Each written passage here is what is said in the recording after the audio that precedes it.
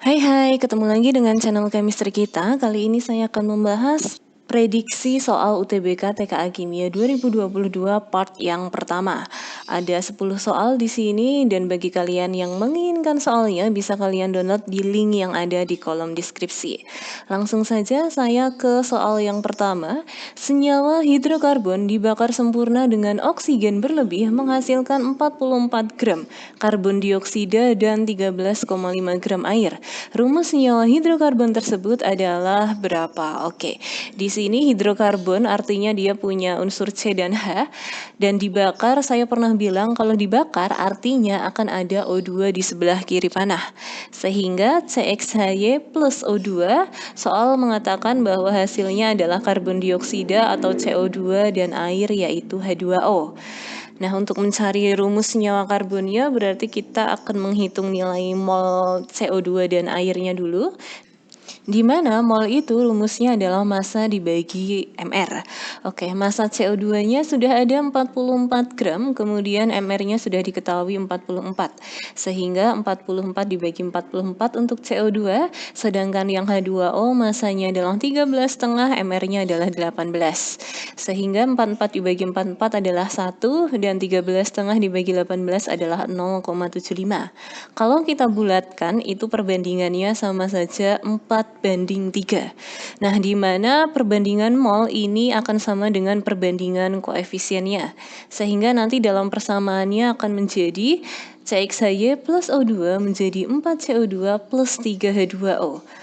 Nah, dan kita harus ingat konsep bahwa dalam suatu persamaan reaksi itu harus setara. Artinya jumlah atom sebelah kiri harus sama dengan jumlah atom sebelah kanan.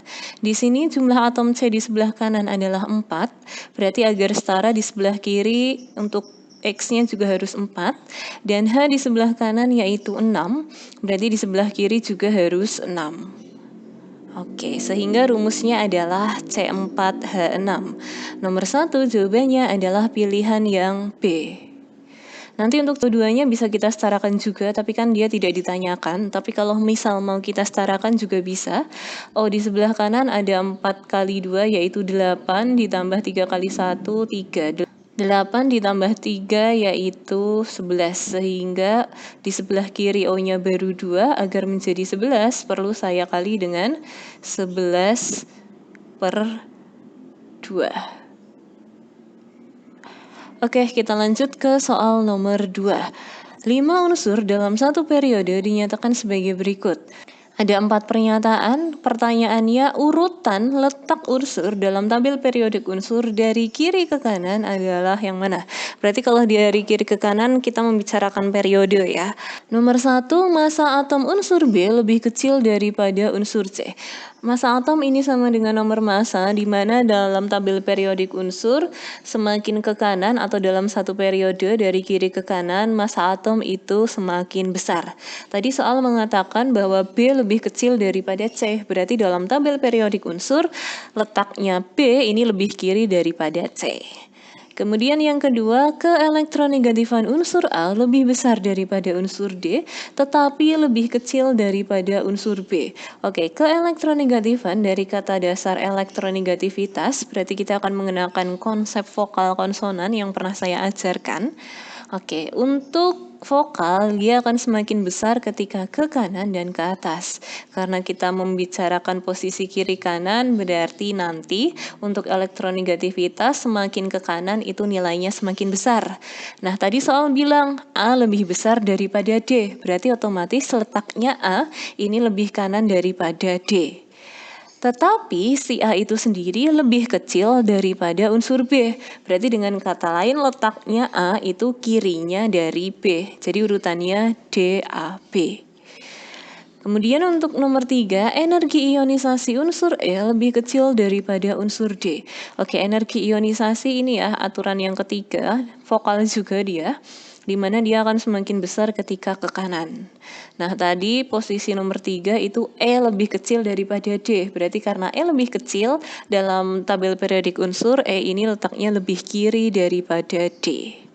Kemudian yang keempat, jumlah elektron valensi A lebih kecil daripada unsur B. Jumlah elektron valensi ini sama dengan golongan ya, di mana dalam tabel periodik unsur itu semakin ke kanan semakin besar golongannya. Dari pernyataan nomor 4, A lebih kecil daripada B, berarti A letaknya lebih kiri daripada B. Sehingga bisa kita urutkan, di sini berarti nanti urutannya E, D, A, B, C. Oke, ini ya, E, D, A, B, C. Sehingga nomor 2 jawabannya adalah pilihan yang E. Nomor 3, pada reaksi yang belum setara berikut ada MgNO32 ditambah NaOH menjadi MgOH2 plus NaNO3 digunakan sebanyak 50 ml larutan 1 molar MgNO32 dan 50 ml larutan NaOH. Bila terbentuk endapan MgOH2 sebanyak 1,16 gram, maka konsentrasi NaOH yang digunakan adalah berapa? Oke, di sini persamaannya sudah ada tapi belum setara, kita setarakan dulu. Mg di sebelah kiri jumlahnya 1, di sebelah kanan juga sudah 1. Kemudian N di sebelah kiri di sini ada 2 ya. Di sebelah kanan N-nya baru 1, agar setara berarti saya kali 2. Kemudian kita ke Na di sebelah kiri 1, di sebelah kanan ada 2, berarti biar setara Na di sebelah kiri saya kali dengan 2. Kemudian H-nya, H di sebelah kiri di sini ada 2, di sebelah kanan juga sudah 2. Kemudian O di sebelah kiri di sini ada 2 ditambah 3 kali 2 6, 2 tambah 6 yaitu 8. Sedangkan di sebelah kanan di sini ada 2 ditambah 2 kali 3 6, berarti 8 juga. Oke, ini sudah setara. Kemudian soal tadi mengatakan terbentuk endapan MgOH2 sebanyak 1,16 gram. Kalau kita punya nilai massa, berarti kita akan mencari nilai mol. Mol MgOH2 rumusnya massa dibagi MR. Massanya 1,16, kemudian MR-nya 58. 1,16 dibagi 58 hasilnya adalah 0,02 mol. Nah, sebelum kita mencari konsentrasi atau molaritas dari NaOH, kita harus mencari nilai mol dari NaOH dulu menggunakan perbandingan koefisien. Jadi mol NaOH itu adalah koefisien NaOH per koefisien MgOH2 dikali mol MgOH2. Koefisien NaOH adalah 2, koefisien MgOH2 adalah 1, mol MgOH2 tadi 0,02. Sehingga kalau kita hitung hasilnya adalah 0,04 mol. Mencari molaritas atau konsentrasi itu rumusnya adalah mol dibagi volume dalam satuan liter. Molnya tadi sudah ada 0,04, kemudian volumenya untuk NaOH kan di sini 50 mili. Mili kalau saya rubah ke liter berarti kan dibagi 1000. 50 mili dibagi 1000 hasilnya adalah 0,05. Sehingga 0,04 dibagi 0,05 hasilnya adalah 0,8. Nomor 3, jawabannya adalah pilihan yang C.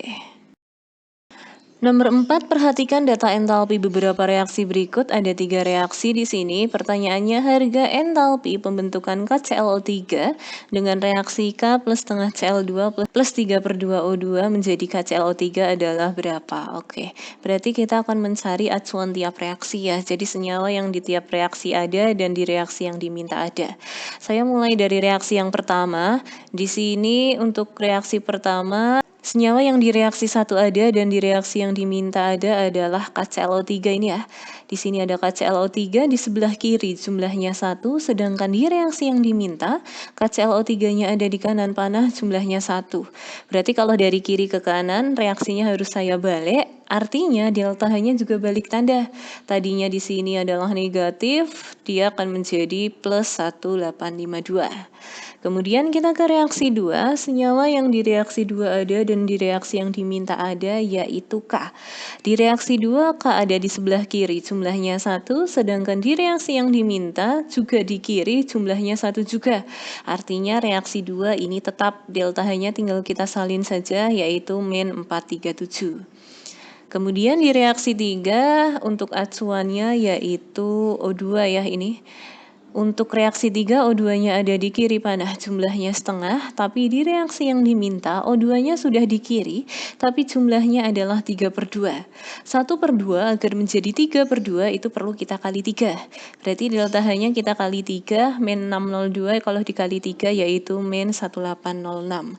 Kita totalkan hasilnya adalah min 391. Nomor 4 jawabannya adalah pilihan yang B. Nomor 5, reaksi disosiasi amonium hidrogen sulfida pada 298 Kelvin adalah sebagai berikut. Dengan reaksi NH4HS menjadi NH3 plus H2S. Tekanan total gas, ini hanya gas, pada keadaan setimbang adalah 1 atm. Maka nilai Kp-nya adalah berapa? Oke, reaksinya sudah ada, NH4HS menjadi NH3 plus H2S. Kemudian soal mengatakan tekanan total, berarti P total gasnya itu adalah 1 atm. Di sini yang gas itu hanya NH3 dan H2S.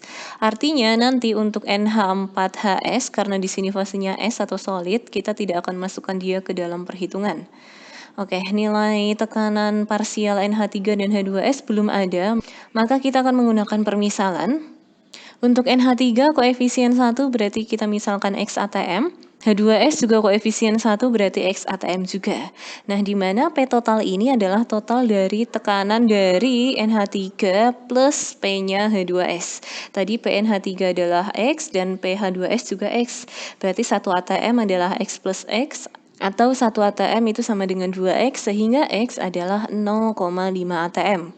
Nah, yang ditanyakan adalah Kp. Kp itu rumusnya P produk pangkat koefisien dibagi P reaktan pangkat koefisien, tapi yang bisa masuk hanya yang berfase gas saja. Di sini artinya yang dapat masuk hanya yang ini ya, NH3 dan H2S saja. Sehingga rumus Kp-nya adalah P NH3 pangkat 1 dikali PH2S pangkat 1. Untuk NH3 tadi nilainya X, X-nya adalah 0,5, H2S juga X yaitu 0,5. 0,5 dikali 0,5 hasilnya adalah 0,25. Nomor 5 jawabannya adalah pilihan yang D. Nomor 6 diketahui 4 setengah reaksi. Pertanyaannya, reaksi spontan dapat terjadi pada reaksi yang mana? Oke, kita harus ingat konsep bahwa yang E0 kecil dia akan mengalami oksidasi. Artinya saya perlu cross-check pilihan A sampai pilihan E, mana yang antara reaksi dan antara konsep ini sesuai. Misal pilihan A, di sini ada Zn2 plus Pb menjadi Zn plus Pb2 plus. Kita akan cari biloxnya. Zn biloxnya adalah plus 2, Pb adalah 0, Zn 0, dan Pb2 plus adalah plus 2. Untuk Zn di sini dari plus 2 menjadi 0 itu dia turun ya, berarti kalau turun dia mengalami reduksi. Sedangkan Pb dari 0 menjadi plus 2 dia naik, berarti dia oksidasi. Ini sesuai reaksi. Nah, untuk konsepnya kita tinggal bandingkan nilai E0 antara Zn dan Pb. Di mana nanti yang E0-nya lebih kecil, dia akan mengalami oksidasi. Di sini Zn min 0,76 dan Pb adalah min 0,13. Yang lebih kecil adalah yang Zn, yaitu min 0,76. Berarti seharusnya sesuai konsep yang mengalami oksidasi itu adalah Zn. Tapi di reaksinya ini yang mengalami oksidasi malah Pb. Artinya antara konsep dan reaksi ini tidak sesuai. Karena antara konsep dan reaksi ini tidak sesuai, maka untuk pilihan A salah. Artinya dia reaksinya tidak spontan. Kemudian kita ke pilihan B, ada 2Ag plus Zn menjadi 2Ag plus Zn2 plus. Bilox Ag plus karena di sini muatannya plus 1 berarti plus 1, Zn 0, Ag 0 dan Zn2 plus adalah plus 2. Di sini Ag dari plus 1 menjadi 0 berarti dia turun, artinya dia mengalami reduksi. Sedangkan Zn dari 0 ke plus 2 dia naik atau oksidasi. Nah, kita akan bandingkan dengan konsepnya, mana yang E0-nya lebih kecil, nanti yang dia akan mengalami oksidasi. Zn nilainya min 0,76 dan Ag nilainya plus 0,8. Yang lebih kecil adalah yang Zn, yaitu min 0,76. Karena dia lebih kecil berarti Zn yang seharusnya mengalami oksidasi. Nah, di reaksinya tadi yang mengalami oksidasi adalah Zn. Oke, berarti antara konsep dan antara reaksi ini sudah sesuai. Karena sesuai berarti reaksi untuk yang B itu adalah spontan. Sehingga nomor 6 jawabannya adalah pilihan yang B. Nomor 7, suatu reaksi A menjadi B berlangsung dalam waktu 30 detik. Bila konsentrasi A dinaikkan 2 kali, waktu reaksi menjadi 7,5 detik. Maka order reaksinya sama dengan berapa? Oke, di sini karena yang diketahui waktu reaksi, maka saya akan membandingkan antara waktu awal dan waktu yang akhir. Tapi ingat kalau diketahui waktu nanti dia berbanding terbalik ya. Artinya ketika di atas T1 di bawah T2, maka konsentrasi A-nya itu adalah konsentrasi A data kedua dibagi konsentrasi A data ke-1 pangkat X. Oke, T1 atau T awal mula-mulanya di sini adalah 30 detik, T2-nya adalah 7,5. Berarti 30 per 7,5, kemudian konsentrasi A kedua atau data akhirnya, tadi di sini dia diminta A dinaikkan 2 kali. Berarti kan dia menjadi 2A ini. Kemudian konsentrasi A awalnya ya tetap A pangkat X. 30 dibagi 7,5 ini bisa saya coret yaitu 4 ya. Kemudian 2A dibagi A yaitu 2. Sehingga 4 sama dengan 2 pangkat X. X-nya adalah 2. Nomor 7 jawabannya adalah pilihan yang C. 8 larutan berikut pada kondisi sama yang isotonik dengan larutan NaCl 0,2 molar adalah yang mana? Ada kata kunci isotonik. Kalau ada kata kunci isotonik artinya P1 atau tekanan osmotik 1 sama dengan tekanan osmotik yang kedua. Berarti dalam hal ini MRT yang 1 atau antara pilihan A sampai pilihan E itu akan sama dengan MRT dikali I dari NaCl. Kenapa ada I? Karena NaCl ini adalah suatu zat elektrolit, maka saya kali dengan I. Oke, di sini R adalah tetapan, bisa saya coret-coret. Kemudian T adalah suhu, tadi bilang pada kondisi yang sama artinya suhunya sama. Berarti nilai T-nya juga saya coret-coret. Oke, kita tinggal cari saja M yang dimaksud itu nilainya berapa. Tadi nilai molaritas dari NaCl adalah 0,2 M. Kemudian I, dalam hal ini nanti jumlah ionnya ya, untuk NaCl adalah 2. Jadi Na-nya 1, Cl-nya 1, totalnya adalah 2. Sehingga 0,2 dikali 2 yaitu 0,4. Nah, kita harus mencari dari pilihan A sampai pilihan E yang nilai molaritas dikali I itu 0,4 adalah yang mana. Oke, pilihan A ada C6H12O6, ini adalah suatu zat non-elektrolit. Maka kalau non-elektrolit cukup nilai M-nya saja, dalam hal ini 0,4. Oke, dia sudah sama ya. Otomatis jawabannya harusnya yang A, tapi kita simpan dulu. Pilihan B larutan CuCl2 0,2 M. CuCl2 adalah elektrolit, berarti nilai M-nya kita perlu kali dengan I. M-nya tadi 0,2, jumlah I-nya Cu-nya 1, Cl-nya 2, berarti totalnya 3. 0,2 dikali 3 yaitu 0,6.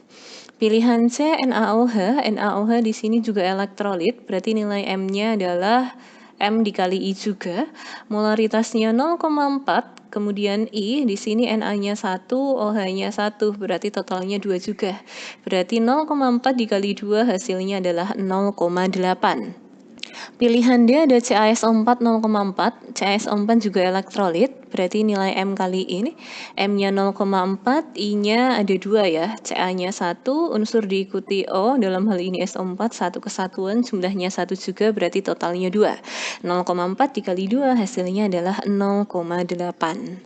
Kemudian pilihan E, CONH2 2 kali, ini adalah suatu non-elektrolit, berarti nilai M-nya itu sendiri, yaitu 0,2. Berarti yang isotonik atau yang sama dengan NaCl sebesar 0,4 adalah pilihan yang A, yaitu larutan C6H12O6 0,4 molar. 9. Suatu molekul mempunyai 5 pasangan elektron di sekitar atom pusat. 2 di antaranya merupakan pasangan elektron bebas. Bentuk molekul tersebut yang paling mungkin adalah yang mana? Oke, tadi soal mengatakan dia ada 5 pasangan elektron. Nah, dari 5 pasangan elektron ini, 2 di antaranya itu adalah pasangan elektron bebas, berarti dia ada 2 PeB. Berarti sisanya atau 3 elektron lainnya itu adalah pasangan elektron ikatan atau 3 pI. Sehingga rumus VCPR-nya adalah AX3E2. Jadi atom pusatnya ini dia memiliki 3 pasangan elektron ikatan dan 2 pasangan elektron bebas. Nah, untuk bentuk molekul AX3E2 ini itu bentuknya adalah planar bentuk T. Sehingga nomor 9 jawabannya adalah pilihan yang E. 10 struktur kimia dari asam mefenamat yang sering digunakan sebagai obat pereda nyeri adalah sebagai berikut. Hibridisasi yang terjadi pada atom N yang berikatan pada senyawa di atas dengan nomor atom N7 adalah yang mana? Oke. Ini kalau saya salin asam mefenamat, ini adalah strukturnya. Soal hanya menanyakan hibridisasi pada atom N kan. Nah, N-nya kan ini ya. Kita tinggal lihat saja dia ikatannya tunggal, rangkap 2 atau rangkap 3. Nah, di sini untuk N, ini dia kan ikatannya tunggal. Oke, berarti kalau ikatannya tunggal, seperti yang pernah saya jelaskan, hibridisasinya pasti sp3. Nomor 10, jawabannya adalah pilihan yang C. Oke, cukup sekian untuk penjelasan dari soal prediksi UTBK Kimia 2022 untuk part yang pertama. Jika ada yang mau ditanyakan, silahkan ditanyakan. See you.